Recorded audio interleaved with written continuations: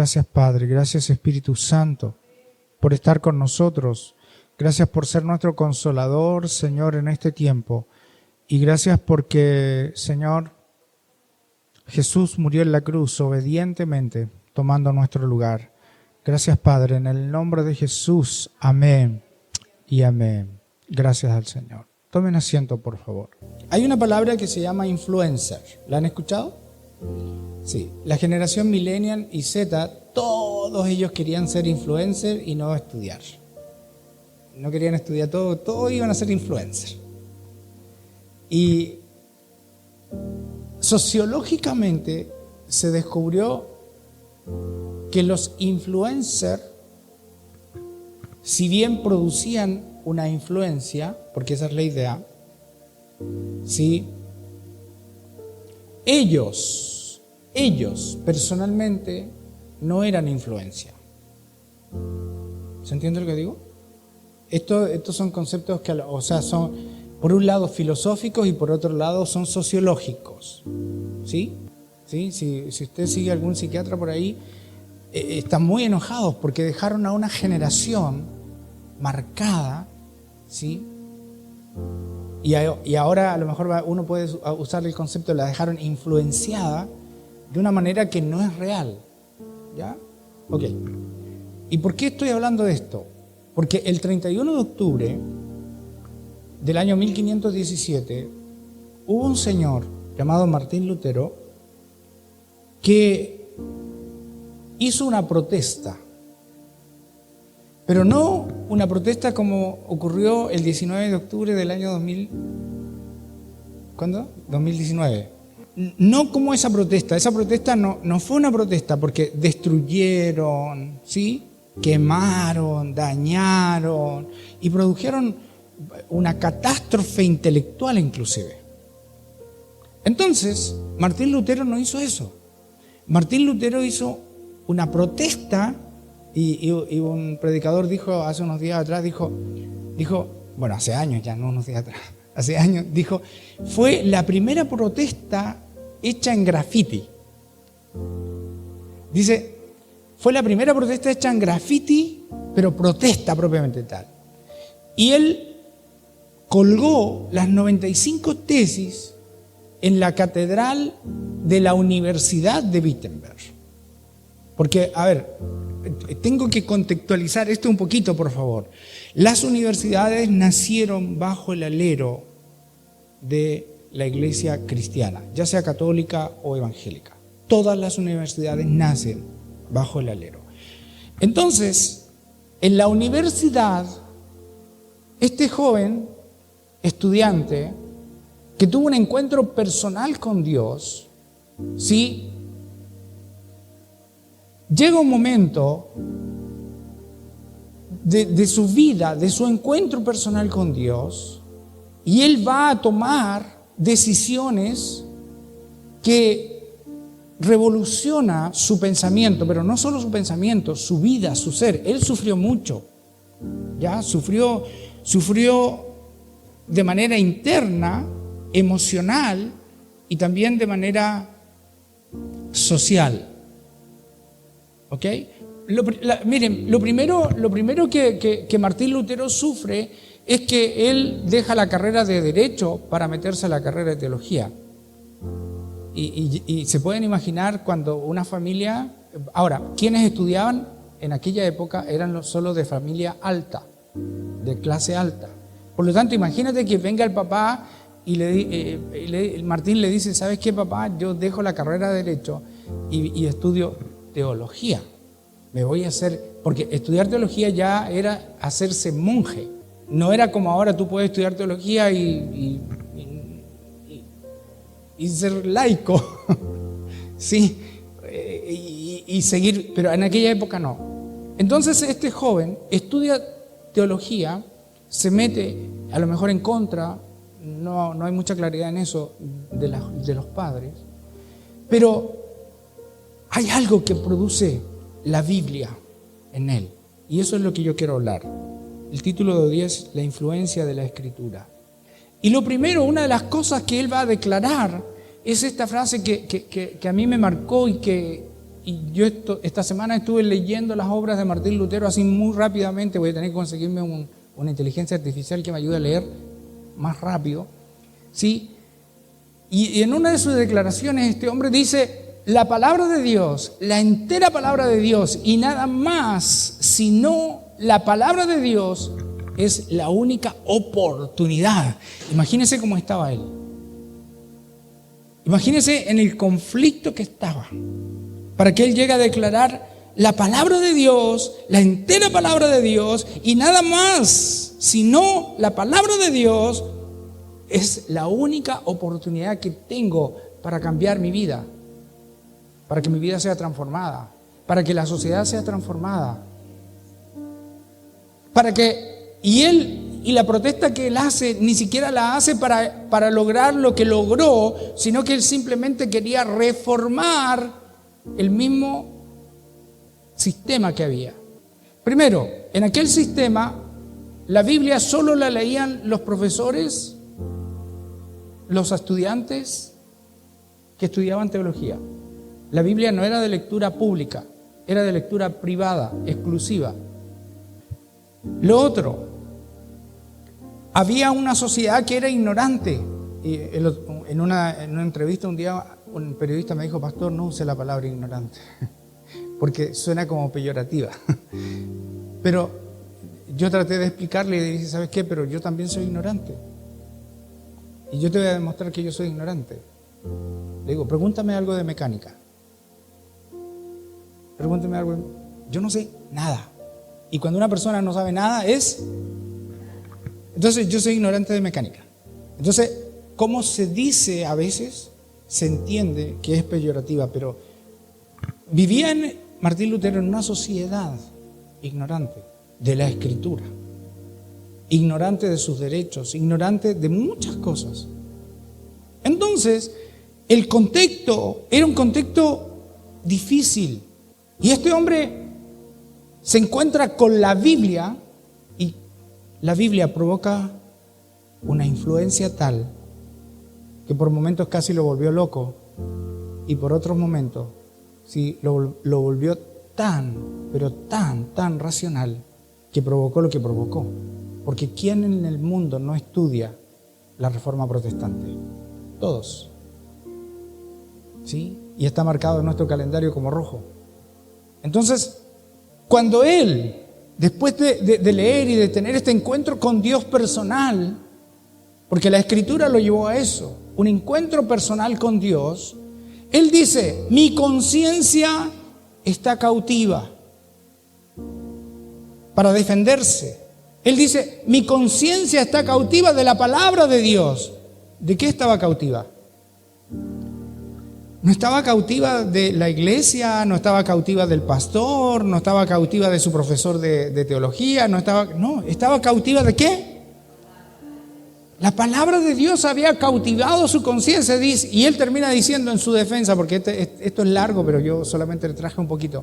Él termina diciendo: no puedo ni quiero retractarme, porque como él había escrito las 95 tesis, que eran una protesta, ahora le estaban pidiendo: retráctese.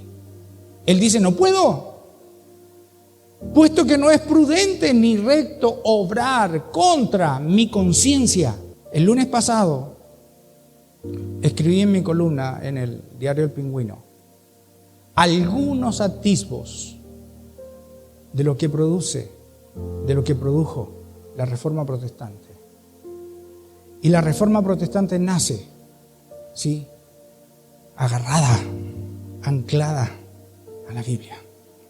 Y de ahí no paró, porque revolucionó el mundo. Y yo no sé si ustedes saben, pero desde ahí nacen, y todavía queda un vestigio acá en Punta Arenas. Hay un colegio aquí, que si usted se para enfrente del colegio, dice, por un lado, dice Escuela Superior de Hombres, y por el otro lado dice Escuela Superior de Mujeres. ¿Lo han leído? Acá en Punta Arenas, la Escuela Prat. Tiene tremendo letrero. Está grabado ahí en el muro. ¿Y saben por qué? Porque desde la Reforma nacen.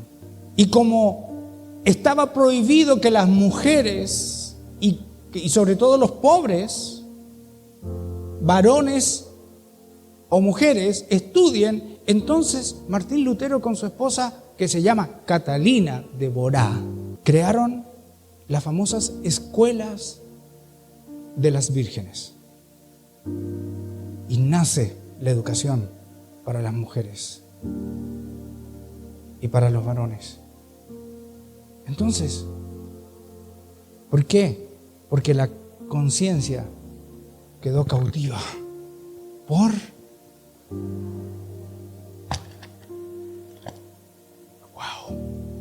Oremos. Padre,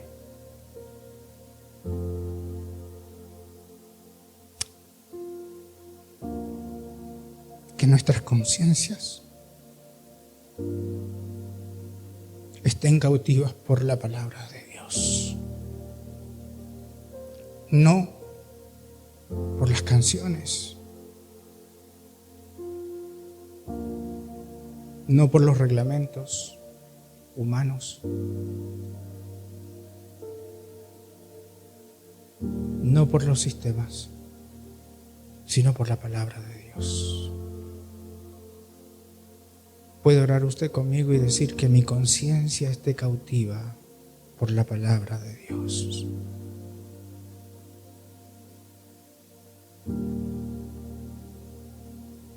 En el nombre de Jesús, amén.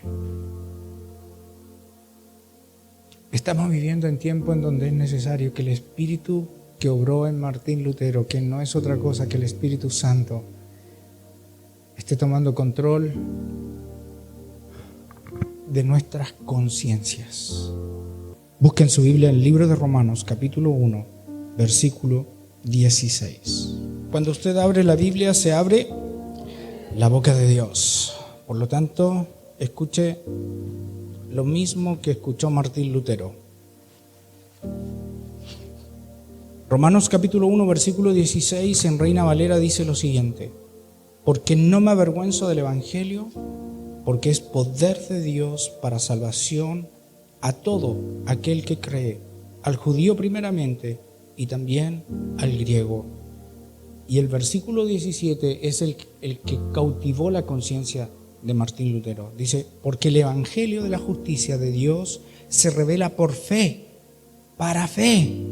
Y como está escrito, el justo por la fe vivirá. Ahí va a estar centrado, sí, el sermón de hoy día.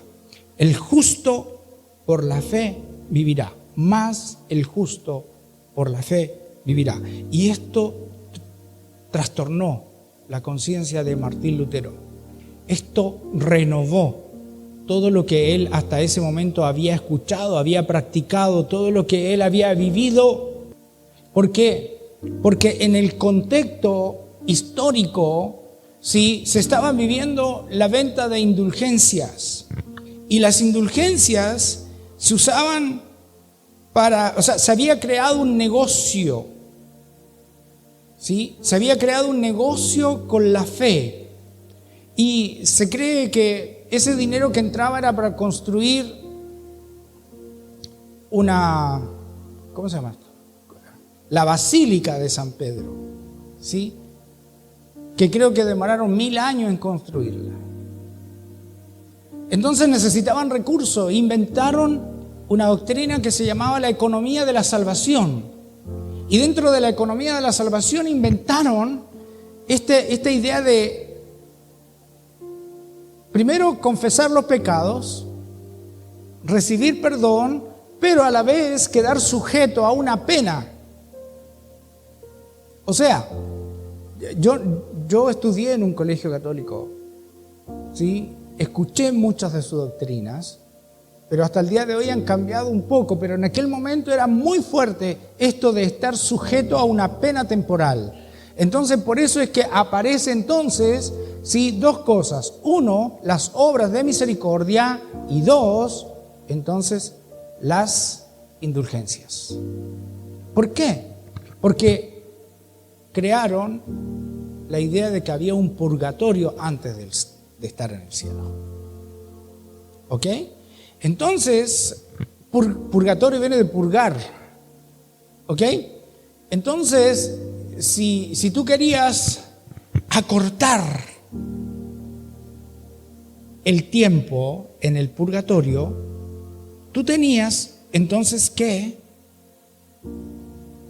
comprar indulgencias. Eso solo para acortar. Esa era la idea. Entonces era un negocio redondo. Porque ¿quién no es pecador? Levante la mano. Yo soy el primero, dijo. ¿Sí? Entonces, ¿qué es lo que hacemos nosotros? Claro, esto se veía como fácil, porque aquel que te podía comprar, entonces pagaba más. Y el pobre pagaba menos. Entonces el pobre tenía que pagar su pena. Está todo claro, ¿no? ¿Se entiende la idea? No vamos a entrar en más detalle. Vamos. Hoy quiero contarles un poquito, hablarles de las 5 solas. Porque si hablo de las 95 tesis, estaríamos hasta mañana. ¿Qué pasa con esto? Las 5 solas es el resumen, por así decirlo. Ese es el compendio. ¿Ya? Algunos discuten si eran 3, si son 5. Mira, yo no voy a entrar en esa discusión. Algunos dicen Martín Lutero solo tenía 3. No importa. Pero hoy día se estudian las 5 solas y en esas 5 están resumidas las 95 tesis. Han pasado 507 años hasta el día de hoy. ¿Cuántos?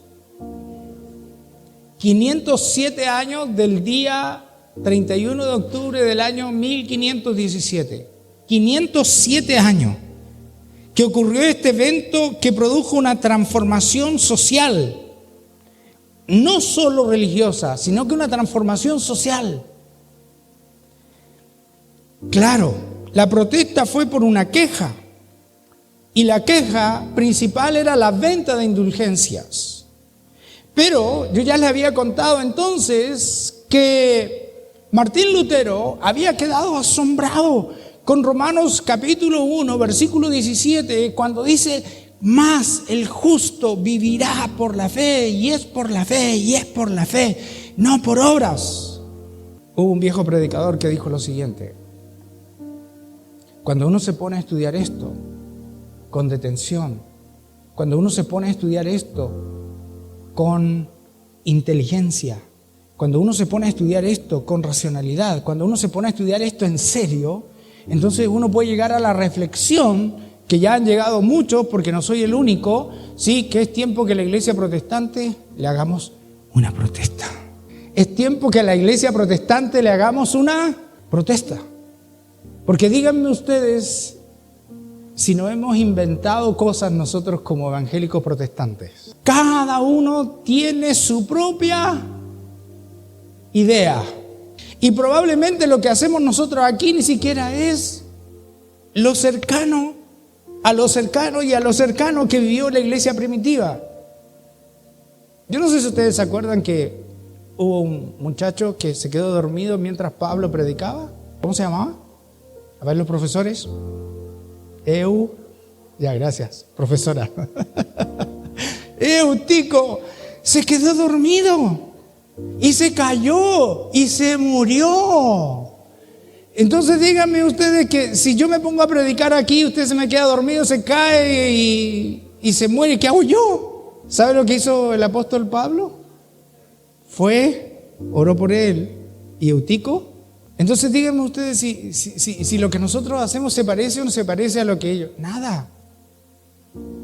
Entonces, de pronto, tanto que luchó Martín Lutero para establecer que la sola Escritura, o sea, solo la Biblia, solo la palabra de Dios es la máxima autoridad y no hay nada más. Solo la Biblia, no hay nada más.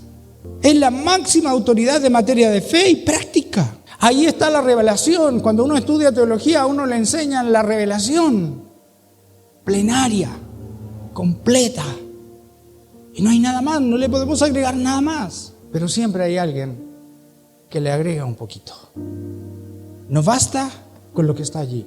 Sino, es más, yo he tenido conversaciones pastor, y eso es todo, no tengo que hacer nada más. Y yo le tengo que mirar a los ojos y le digo, no, nada más. Acepta a Jesús, acepta su amor, acepta su misericordia, acepta. Nada más. Mateo 15, 8 y 9. En Reina Valera dice lo siguiente: este pueblo de labios me honra, mas su corazón está lejos de mí. Pero mira lo que dice el versículo 9. Dice, pues en vano me honran. ¿Y cómo termina Matías? Enseñando como doctrinas mandamientos de hombre. O sea, díganme si no hay que hacerle una protesta a la iglesia protestante. Por eso oraba al principio, ¿sí? Que el espíritu de Martín Lutero, que es el Espíritu Santo, ese mismo espíritu que motivó a Martín Lutero, ¿sí? Hoy día les motiva a ustedes y les cautive la conciencia. Amén. Avanzamos. Solo la fe, o como suena en latín, dale, sola fide. La salvación solo puede ser recibida cuando ponemos nuestra fe en Cristo, ¿ya? En quien murió por nosotros. Nada de lo que yo haga, nada de lo que yo pueda contribuir a la obra de Dios, a la congregación, a la iglesia, la ofrenda, el diezmo, la ofrenda extraordinaria, lo que sea, la donación, la caridad, nada de eso va a contribuir a tu salvación. Y yo tengo una hipótesis, o mejor dicho, la podría transformar en una teoría. Y yo se la he explicado a varios de ustedes. Yo les digo, todos los seres humanos tienen fe. Y cada uno de ustedes tiene una fe. Y algunos tienen fe, pero no saben que la tienen. Es como el Wi-Fi. Tú tienes que activarla. Pero tú inconscientemente igual la activas. Y yo te voy a demostrar cómo. El solo hecho de que tú estés sentado en esa silla, tú activaste tu fe. ¿Alguna vez pensaste tú que te dudaste que no te resista? Cuando llegaste, ¿dudaste? Porque es una silla. Tu fe está activada ¿en qué? En que no te vas a caer, porque es una silla. ¿Se entiende lo que estoy diciendo? Y tienes mucha fe. Te subes a un colectivo y tú no tienes idea si el chofer es clase A, clase B, clase C o no tiene clase de nada. Te subes a un avión y no sabes si el piloto es piloto de verdad o está haciendo la práctica.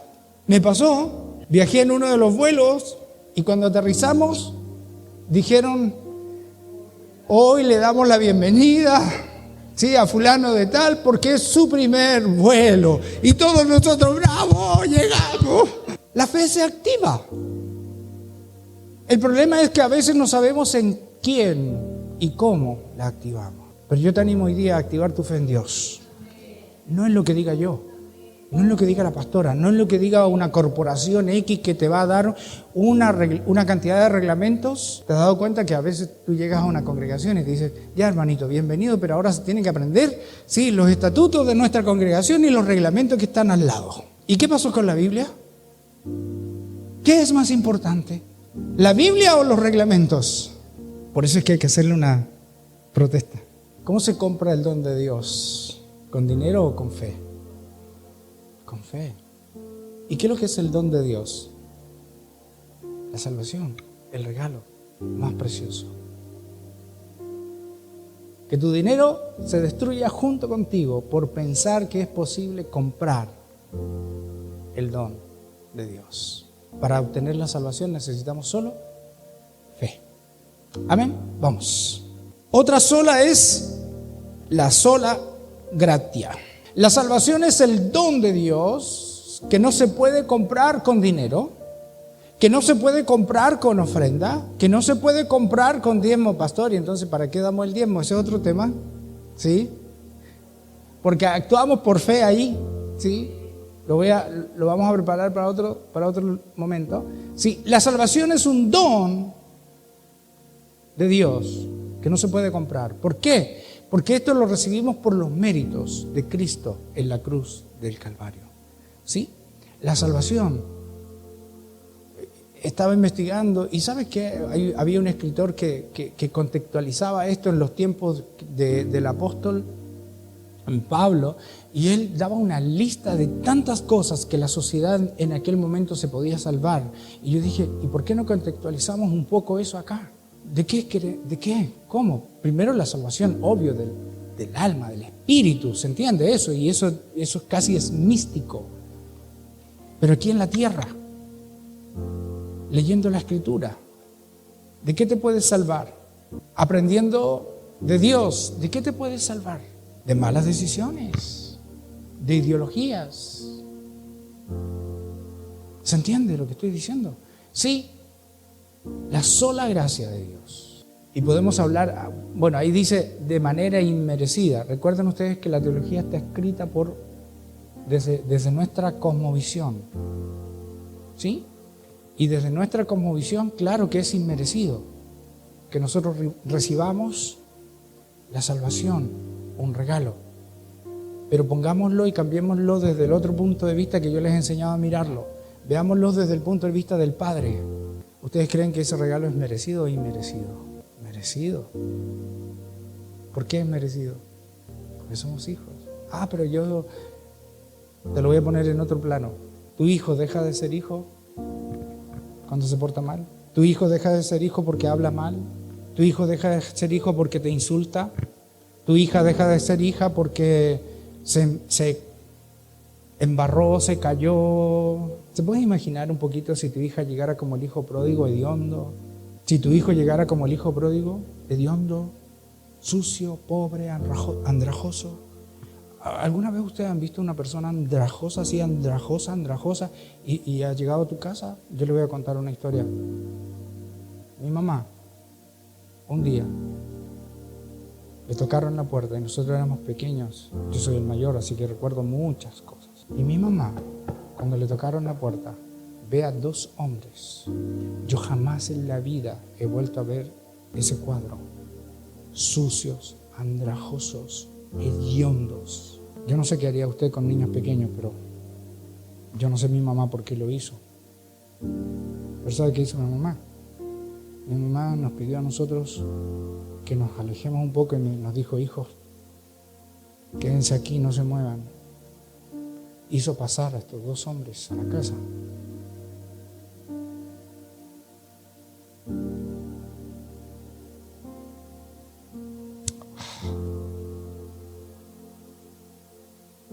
Y les dio té,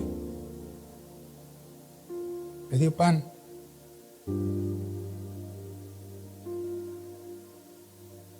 Esa historia jamás la he escuchado mi hijo.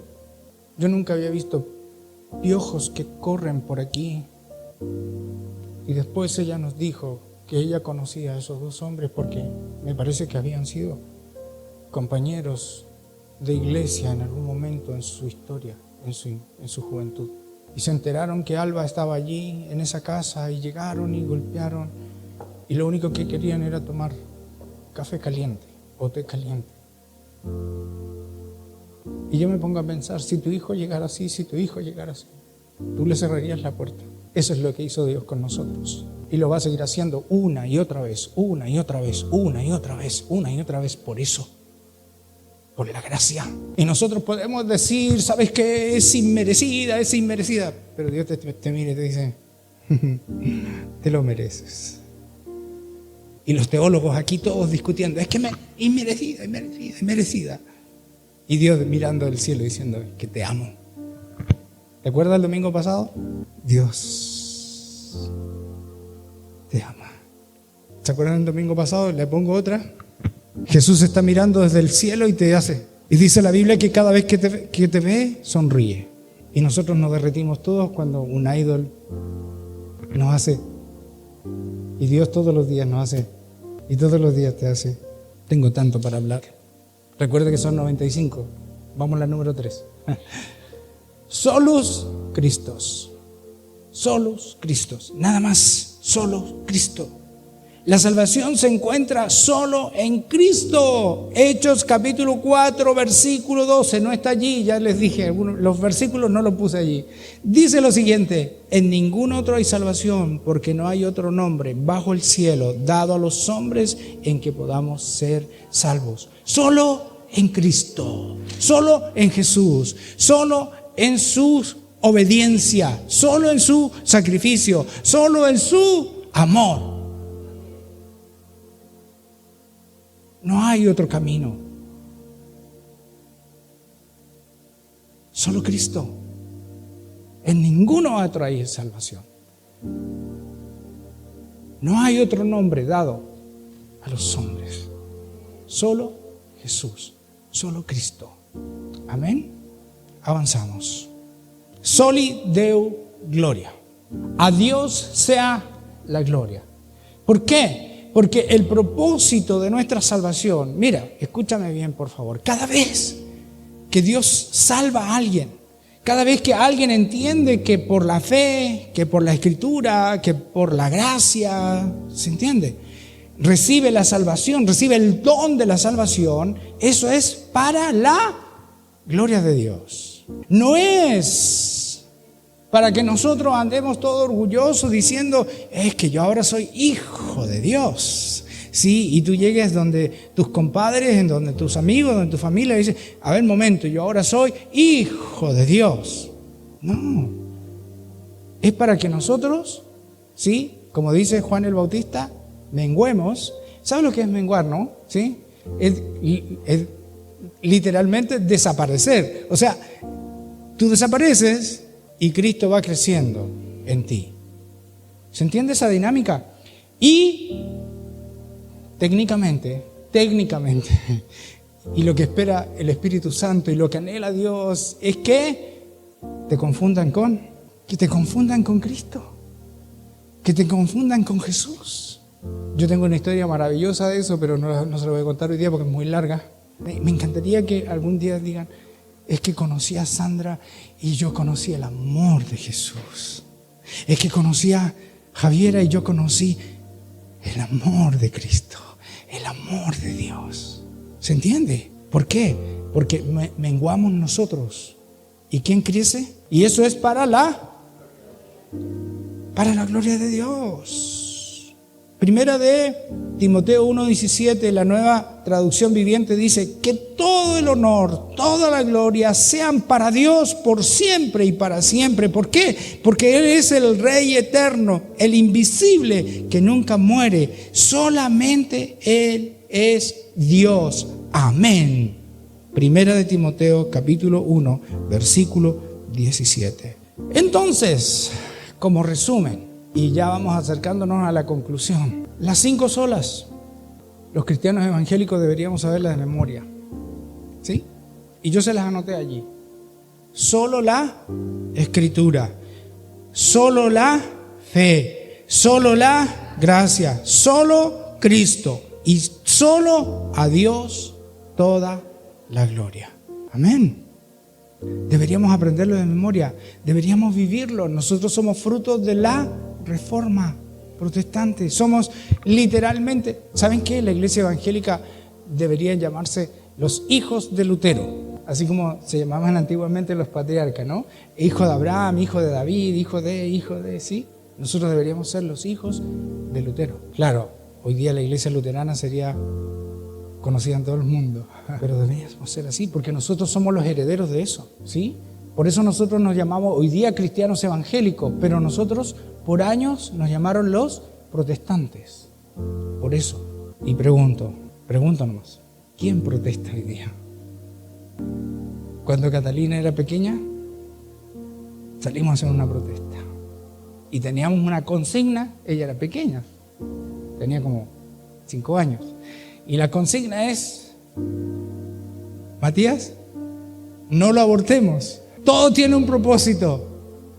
No lo abortemos. Todos tenemos un propósito. No lo abortemos.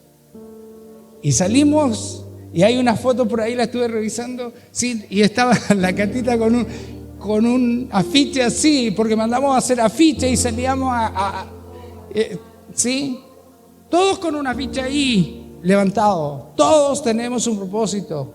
No lo abortemos.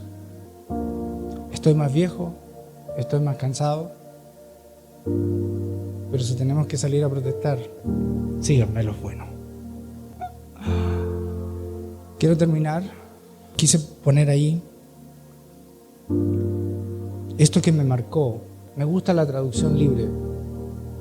Dice: el camino de la buena relación con Dios se revela en el Evangelio. Cuando la fe del hombre responde, cuando la fe del hombre responde. Escúchame bien, cuando la fe del hombre responde a la fidelidad de Dios, exactamente como está escrito, ¿dónde? En la palabra, en la Biblia. Mira lo que termina diciendo: es la persona que está en la debida relación con Dios como resultado de su fe la que vivirá. ¿Ok? Es lo mismo que acabamos de leer, que termina diciendo: el justo por la fe vivirá, pero aquí está, sí, en una traducción más libre. Alguien escribió eso y me gustó muchísimo. Dice: fe es a veces equivalente a una esperanza indestructible.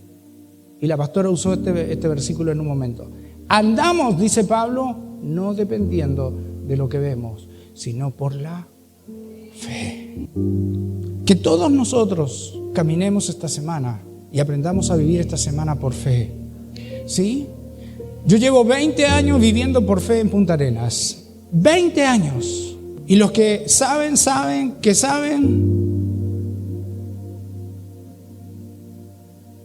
que yo vivo por fe.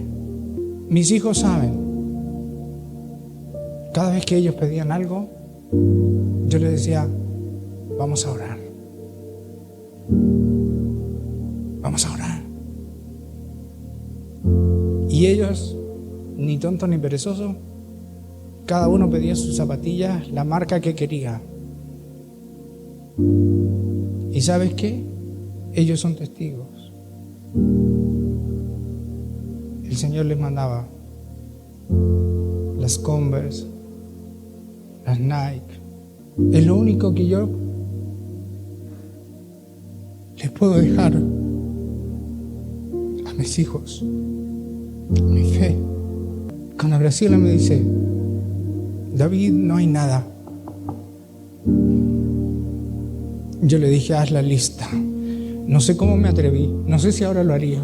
Haz la lista de las cosas que faltan. Y yo les aseguro que yo tenía 500 pesos en mi bolsillo, no tenía nada más. Hizo la lista y yo le dije: ahora vamos a orar los dos.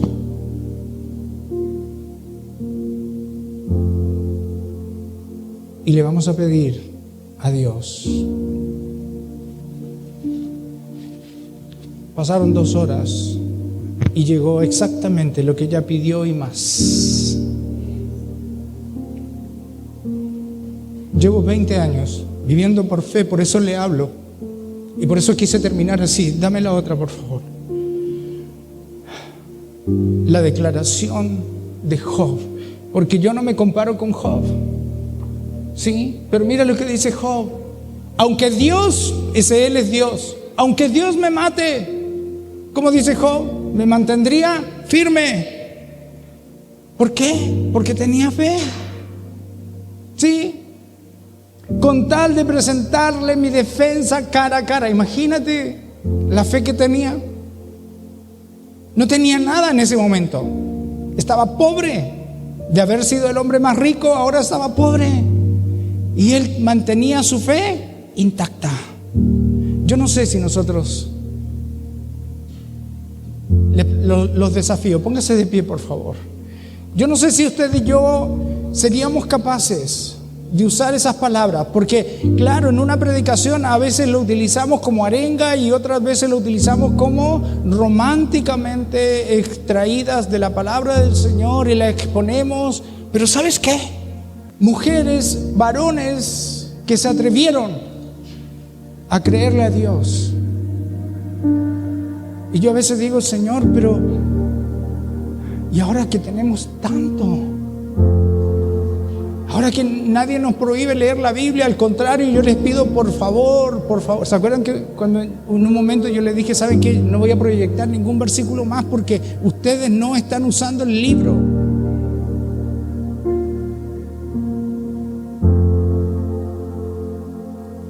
Ya les dije yo a ustedes, esto no se lo puedo heredar a mis hijos porque esta tableta ya no resiste ninguna actualización más. La quise actualizar y me dijeron out. Y yo que se la quería dejar a Matías, ninguno la quiere. Pero el día que me muera va a quedar este libro. Y yo sé que así como lo hago yo y yo les muestro las Biblias de mi abuelo a mis hijos y de mi papá, ellos también van a poder mostrarle mi Biblia a sus hijos. Por eso es que algunas Biblias las tengo rayadas, pero rayadas y escritas, porque yo quiero que mis nietos vean que yo fui el primero. Y no Dios el primero. Mi abuelo David fue el primero. Mi abuela Celia fue la primera. Después mi mamá y después mi papá, porque mi papá se convirtió al Señor cuando yo nací y se volvió un loco igual que Martín Lutero y salía a predicar solo por las calles. Y yo, como era el mayor, lo acompañaba. Y cuando estaba en Puerto Natales, mi papá, y era joven, se le ocurrió crear un grupo de ciclistas. ¿Y sabe lo que hacíamos? Bicicleta desde Puerto Natales hasta Dorotea. A veces íbamos 2, otra vez íbamos 3, otra vez íbamos 5, otra vez íbamos 15. Pero cuando íbamos 2 o 3, ahí estaba yo con mi papá. Y mi papá se paraba ahí en medio de Dorotea ahí, y levantaba su Biblia. Y cada vez que paso por Dorotea, vienen los recuerdos. Y el otro día yo le decía a Matías, en esa casa que está ahí, que ahora no es la misma casa que estaba antes. Un día íbamos pedaleando con mi papá y yo le digo, papá, tenemos hambre. Yo y otro muchacho, otro pequeño, éramos, no sé, 12 años, no sé, 10 años, no recuerdo. Y mi papá nos autoriza a pasar y entrar y golpear y pedir pan. Pedimos pan. Y la señora gentilmente nos dio pan para continuar en bicicleta para predicar el Evangelio en Dorotea. No sabían esa, ¿no? Oremos al Señor. Padre amado, que mi conciencia esté atrapada por la palabra. Que mi conciencia esté atrapada por el Evangelio de Cristo. Que mi conciencia esté atrapada por la Biblia. Que mi conciencia esté atrapada por lo que dice este libro. Que mi conciencia esté atrapada para que yo no pueda nunca retractarme. Para que yo pueda decir como Job, aunque Él me mate, me mantendré firme. Porque mi conciencia está atrapada, cautivada por la Biblia, por la Escritura. Y yo sé que la Escritura tiene una influencia que puede cambiar la historia de nuestras vidas. Gracias, Señor. Gracias, Espíritu Santo.